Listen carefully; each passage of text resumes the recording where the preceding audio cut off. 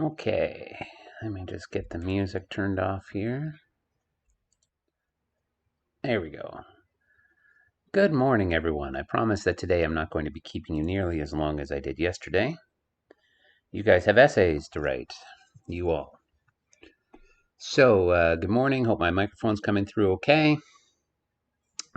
Just wanted to touch base with you all just to go over some of the initial feedback that I've been getting and some of the work that's been coming in. Generally, I'm happy. Some people are even sending it to me color coded, which is nice, which shows that you're sort of trying to apply the organizational skills that I'm trying to share with you. But overall, the biggest pieces is that you need to make attempts, right? So some people are going to get feedback that will say things like this needs a major overhaul. When I say that, it means it's missing some of the fundamental pieces that were in the example that I gave around a hook, around an introduction to the topic, a thesis statement, and so on.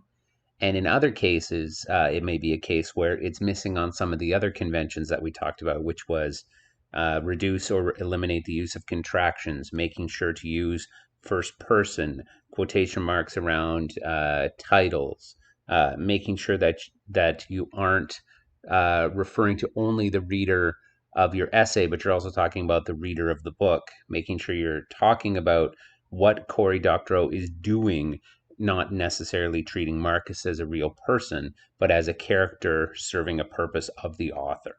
So these are all pieces that we're going to fit together and pull into the right place.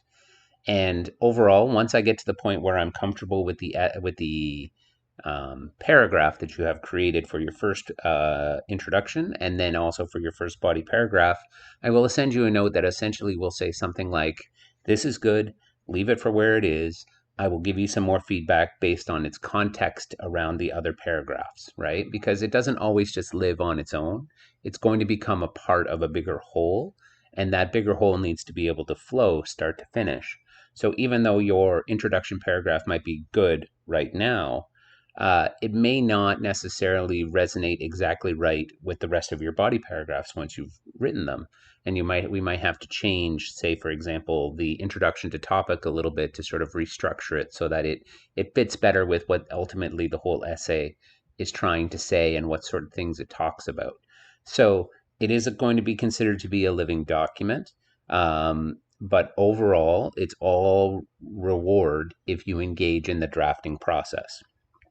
If you just leave it and don't take advantage of all the feedback, then you run the risk of not getting it right.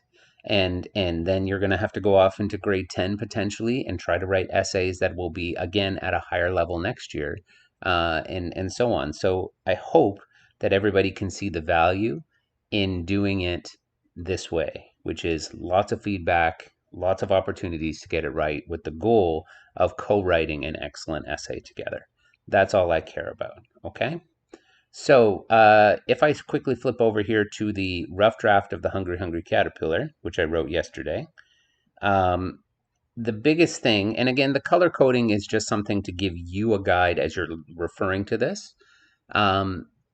What I am really looking for when it comes to these introductory paragraphs is I need to be able to identify what your hook is, what your introduction to topic is, which is the blue section here in the middle, and then what your thesis statement is.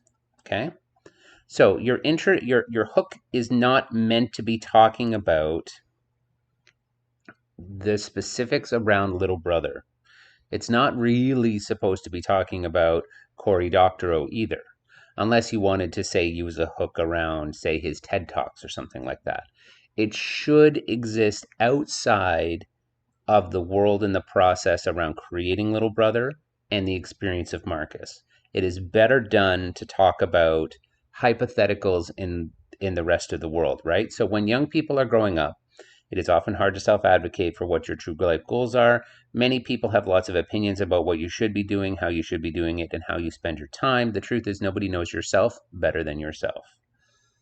That has nothing to do with the Hungry Caterpillar in terms of it being specifically rooted. Now, we obviously understand our project, we understand what our purpose for writing that was, but a reader of an essay isn't necessarily going to know that I'm going to somehow wrap this into a story about a kid's novel.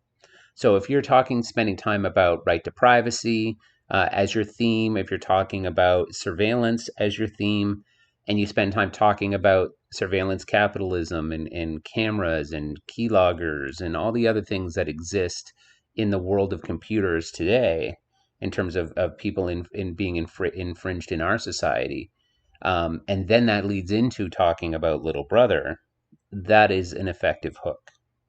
So I'm going to be coming to you and asking you, where is this hook?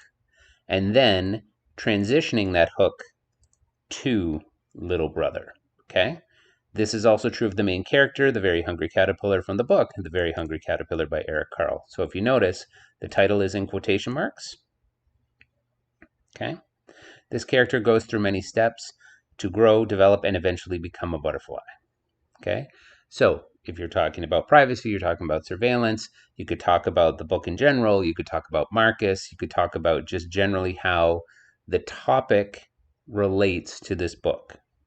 And then you need a statement talking about the answer to your question. A thesis statement is the answer to your question. Your question is, what is a theme that exists in this book? And therefore, this essay will prove that the primary theme for readers to consider in this book is, and then give it a name. Okay? That's all I'm looking for from you right now. So I should be able to identify these three parts from your introduction. For your body paragraphs, I'm looking for a topic sentence, a quote from the book, an explanation of that quote, and a conclusion. So your topic sentence can be as simple as, the first example this essay will look at is, and then describe the scenario that your quote is in your own words. Then put the quote from the book in quotation marks with the author's last name, Doctorow, and then page numbers at the end in quotation marks. Then explain how this quote is a reflection of your theme in your own words. Again, no first person, no contractions, just try your best, okay? So this is where what I'm expecting you guys to be working on today is 1 and 2, okay? The first body paragraph should be about the first third of the book. I'm obviously not going to go and actually measure out pages what to what equal a third of the book, but it needs to generally be in the first third of the book. The middle paragraph needs to generally be in the middle of the book, middle third of the book. And then the final one, which is not until our next week together, is from the end or the last third of the book. Okay, and then conclusion we'll talk about in more detail next week. Okay, I'm hoping that everybody can understand why it's important to sort of have these different aspects of your paragraphs all available, because otherwise you're leaving it to the reader to figure out and piece together what your argument is.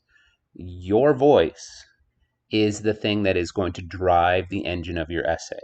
This purple part right here of each body paragraph is you, as the author of this essay, explaining how your argument works.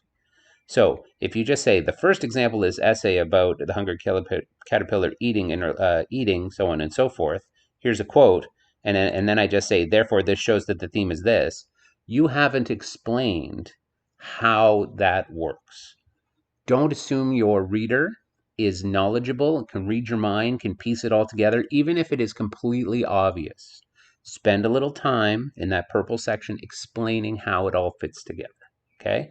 Like, I understand that if the quote is saying, there's a tracker on my phone, or there's a camera that's watching how people walk, it is pretty clear that that is an example of surveillance. But you need to still spend a little bit of time explaining that that is an example of surveillance and how that is infringing on people's rights. Okay?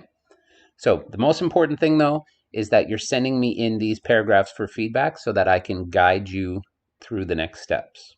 That's what I need from you. The only other thing that came live today is the summary afterword, okay? So if I go up to the book itself, all right, and I click on here, okay, it's probably going to take a bit to load. Sorry, I should have preloaded this, okay? If we go all the way down to the very bottom, okay, still talking about van, still talking about pizza, okay. Wow, still going. It's almost like I gave you a long book, okay? All right, so you can see back here, there are, like the book basically ends right here, okay? So there's this part here where it says Afterwards by Bruce Shiner, and it talks about parts, okay? And then there's also an Afterwards by Andrew Huang, an Xbox hacker, okay? And that's it, okay? So the bibliography part, don't worry about that, okay? But there's these two afterwords here. I would like you to try to summarize the main idea of one, of both. I'd like you to try to use the skills that you have in terms of pulling out the plot elements, the themes, the character traits, and so on of Marcus's experience, but instead look at it in terms of a more of an essay style. So if you only focus on one, that's okay. If you try to talk about what's the purpose of having both here at the end, that's okay too. But remember that a summary exercise is not just about here's what it says. It's why is it important? Why is this here? Why was this included in the book? Okay? So give this a chance. Okay? If because it's a bit of a different skill, it's outside of a typical novel. I'm obviously going to treat it as such, and I'm going to make sure that you have a chance to get some feedback from me and try it again if things don't go quite right. Okay, so spend some time working on it, and those are the last two things that will come out. So if I go quickly to the back to the classroom, if you recall, tomorrow I have some meetings, so I'm not sure how much I'm around just yet. The only other thing that's going to come out tomorrow that will say is Little Brother summaries, make sure they're all done. Okay, so that's the only other thing that's coming live tomorrow. Otherwise, you are writing essays, writing body paragraphs, sending it in for feedback. Even though I'm going to be in a meeting, I'm going to try my best to keep firing feedback to you as often as I can. And Miss McLean, who's been around before, will be the teacher in the room. Okay, so we'll come back together for a Google Meet later today. That's all I need to say. So if anybody has any questions, please put them in the chat. If you haven't said hello for attendance, please do so. Otherwise, I will say adios, sayonara, um, and we'll talk later. You're not doing the normal summaries. You're only doing the afterwards as a summary today. Yep, you got it, Zach. Just make sure that you have all the summaries done up to the end of the book, and then do just the afterwards today. Okay.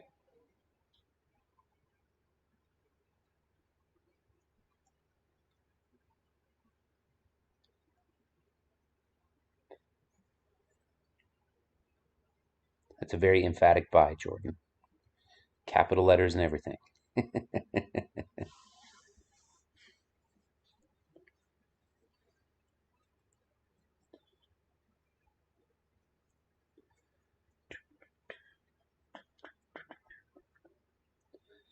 See you at 2 o'clock, guys and gals and everyone else.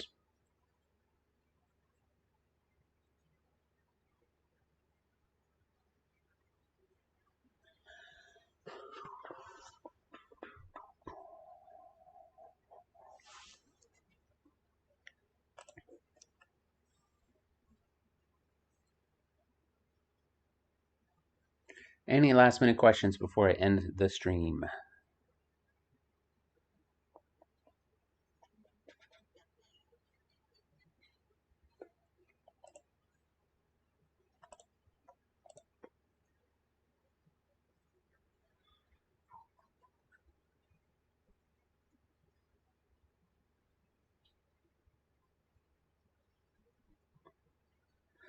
Okay, seeing none, I will end, and I'll see you guys at 2 o'clock.